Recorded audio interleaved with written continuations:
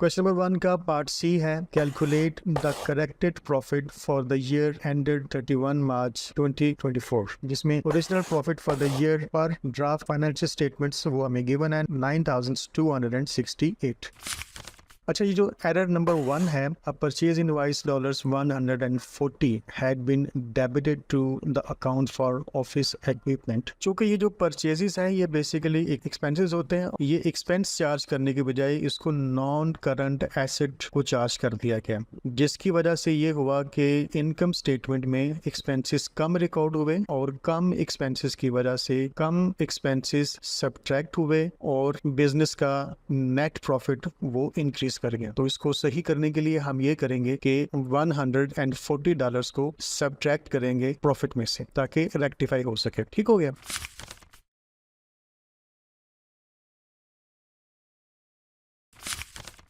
अब error number 2 लिखा हुआ है, cash discount received $18 had been recorded in the bank payments column of the cash book. Cash discount received basically income है और इस income को एज ए पेमेंट रिकॉर्ड कर लिया गया। जब एज ए पेमेंट रिकॉर्ड किया गया तो इसका मतलब ये हुआ जो एक्सपेंसेस हैं बिजनेस के वो ओरिजिनल अमाउंट से ज्यादा शो हो गए और ज्यादा एक्सपेंसेस सब्ट्रैक्ट हुए। तो ज्यादा एक्सपेंसेस सब्ट्रैक्ट होने की वजह से प्रॉफिट जो है वो कम हो गया। तो चूंकि अब ये प्रॉफिट असल अमाउंट पे शो नहीं हो रहा है बल्कि कम प्रॉफिट शो हो रहा है, तो हम इस अमाउंट $18 को ऐड कर लेंगे प्रॉफिट में ताकि टू रेक्टिफाई इट। ठीक है।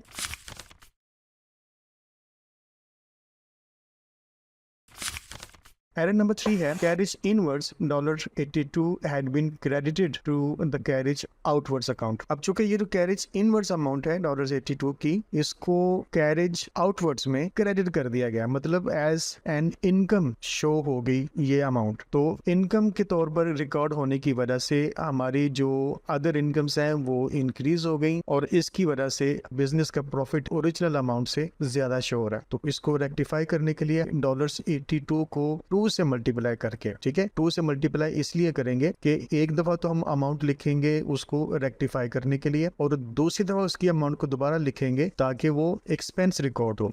तो ये अमाउंट बनती है $164, ये हम प्रॉफिट में से सब्ट्रैक्ट करेंगे। ठीक हो गया।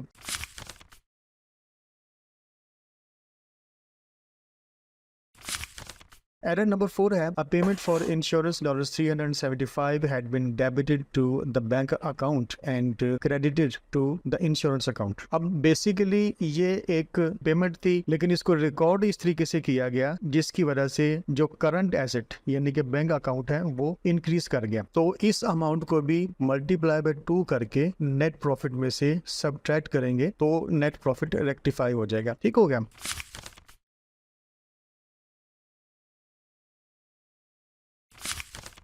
एरर नंबर 5 है, the bank receipts column of the cash book for February 2024 had been undercasted by $90। अब इस एरर की वजह से किसी भी एक्सपेंस अकाउंट में, किसी भी इनकम अकाउंट में कोई चेंजेस नहीं आई और सिर्फ जो करंट एसेट है जो कि कैश बुक है उसी से ये रिलेट करता है, इसलिए हम इसको इग्नोर करेंगे क्योंकि इसका कोई ताल्लुक नहीं है प्रॉफिट्स के इंक्रीज या डिक्रीज होने में। ठीक हो गया।